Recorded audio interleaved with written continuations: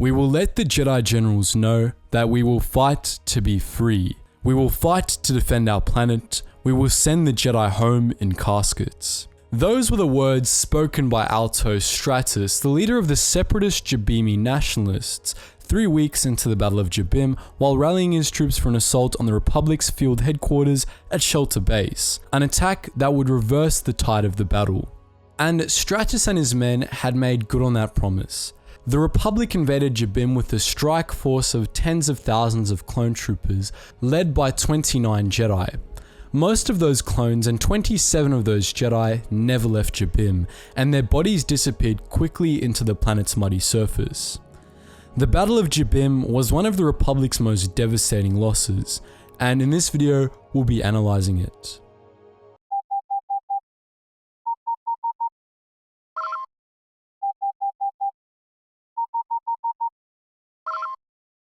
Attention, Sergeant on deck!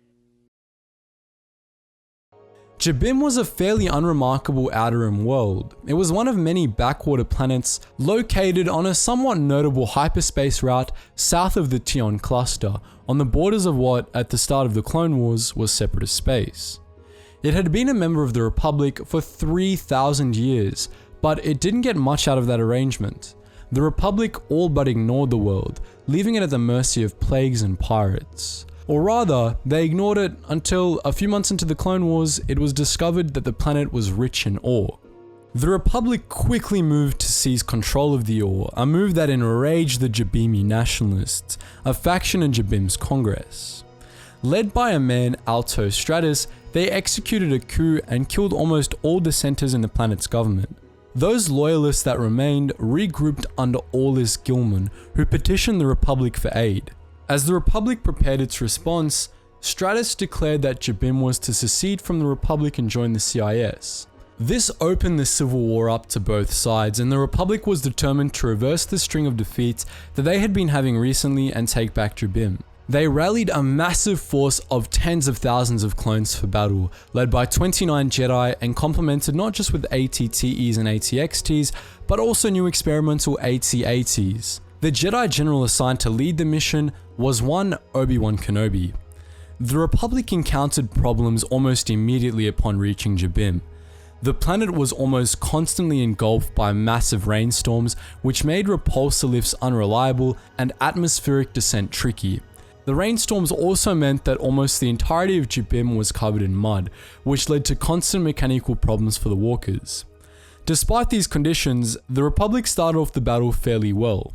They met up with the Loyalists at a site called Shelter Base, which they turned into their field headquarters. A few other Republic bastions were established nearby, including at the city of Choal and a base south of Shelter Base called Cobalt Station. The Republic's strategy on Jabiim at first was to divide and conquer. There were 29 Jedi on Jabiim, many of whom came leading their own armies. 7 of those Jedi were part of what was called the Padawan Pack, a group of masterless apprentices who the Council had grouped together in the hope that they could learn from each other.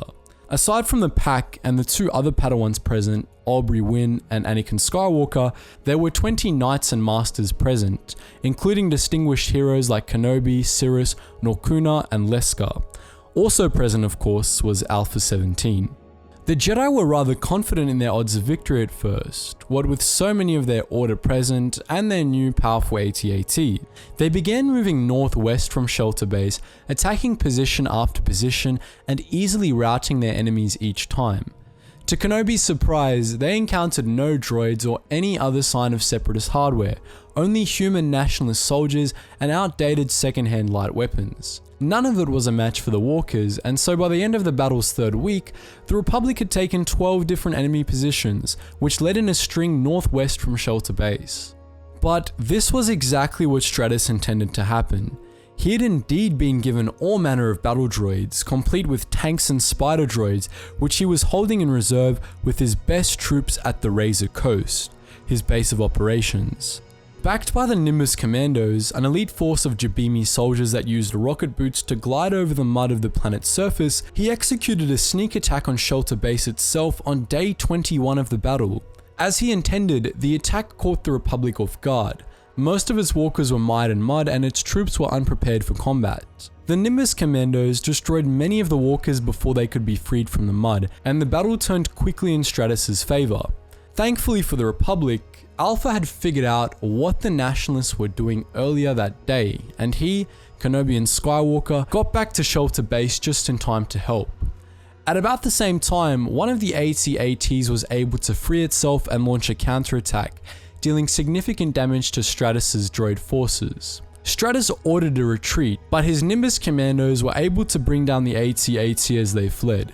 Kenobi and Alpha went in to evacuate the walker, but it exploded as they went inside. Both were presumed dead, and though they weren't, the Republic wouldn't learn this until after the battle had been lost. The Republic had technically been victorious at Shelter Base, but the victory was Pyrrhic. They had lost a good many clones, including the entire 43rd Battalion, from which not one man survived. They'd lost plenty of walkers too, and now they'd been dealt a blow to the chain of command as well, and it only got worse from there. The Nationalists pushed back from the northwest, retaking most of the positions they had lost and dealing the Republic defeat after defeat thanks to their droid reinforcements. The Republic was caught completely unprepared, and it cost them many clones and many Jedi. Stratus and his Nimbus commandos continued to whittle away at the chain of command, and by the 28th day of the battle, 17 Jedi and over 10,000 clones were dead. That day, Stratus personally made that number rise to 18 Jedi when he killed General Norkuna near the city of Choel, which by that point had been the Republic's last foothold in Jabiim's entire northern hemisphere. Command fell to General Leska, who was the only non-Padawan left on the planet. With the apparent death of Obi-Wan Kenobi and the death of Master Sirrus, Anakin and Aubrey had both joined the Padawan pack by this point, which Leska tried to keep away from the front lines, as she was unwilling to send any more children to die. The front lines repeatedly found the Padawans regardless, though they usually emerged from the clashes more or less unscathed. By this point in the battle, the situation for the Republic was dire. They only had a handful of positions around Shelter Base and Cobalt Station left, and their numbers were falling fast. But Leska had a stroke of luck. As she took command, the Republic discovered Stratus's base at the Razor Coast. Hoping to capture the Nationalist leadership, she ordered the bulk of the remaining Republic force to advance on the coast immediately, while she sent the Padawan pack with most of the remainder on a supply run to Cobalt Station. But luck wasn't on her side. Stratus learned of the pack's mission and set out with the Nimbus and a large part of his army to intercept them.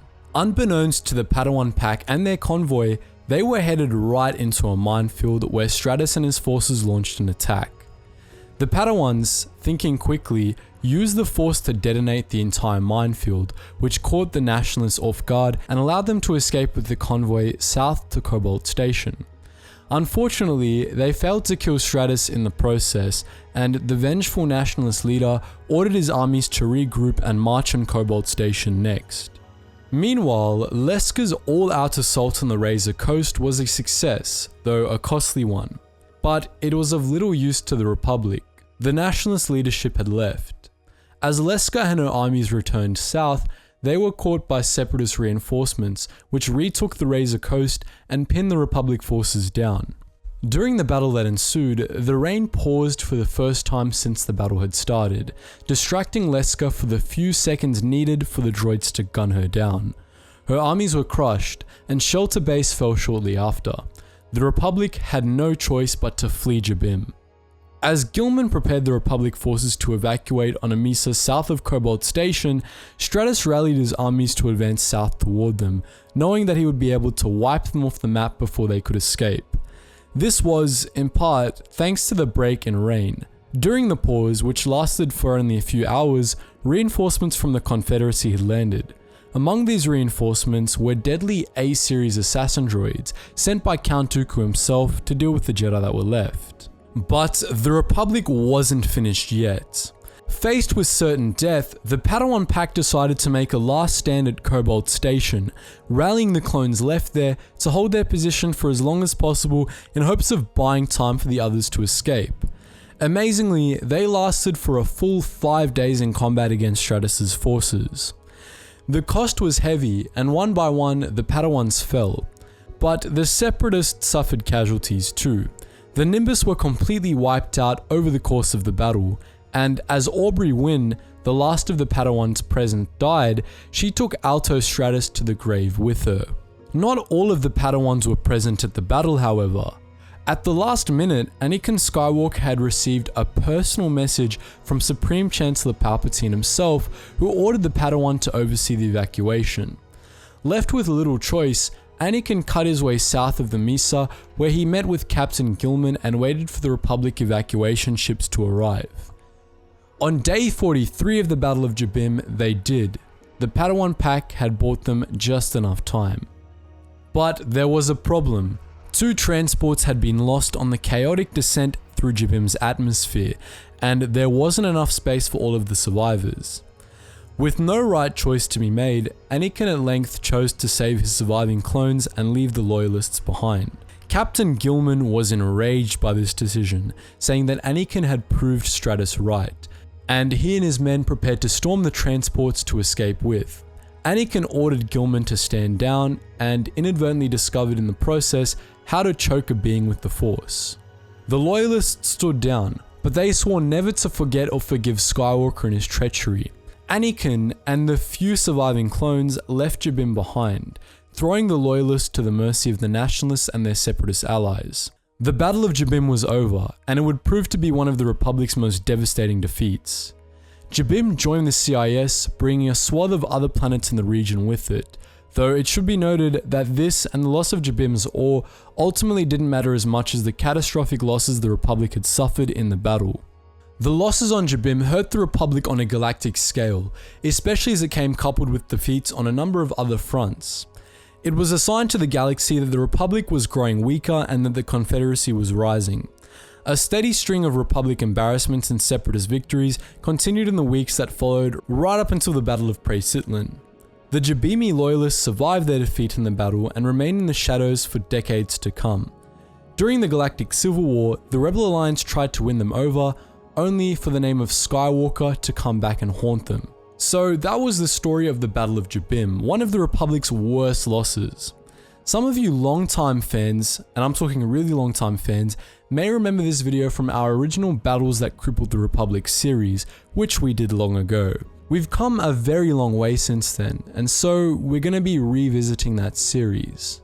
So with that said, are there any other battles you'd like to see us revisit or perhaps look into for the first time? Let me know in the comments section below. And just before you go guys, you know the drill, there's a whole bunch of links in the description below waiting for your clicks. So if you want to play games with other Star Wars fans or simply chat to them in our Discords, make sure you head to all those links where you can join us on our Geetsly's gaming network and all the corresponding Discords there as well. Anyways guys, as always, thank you so much for watching and I hope to see you in the next video.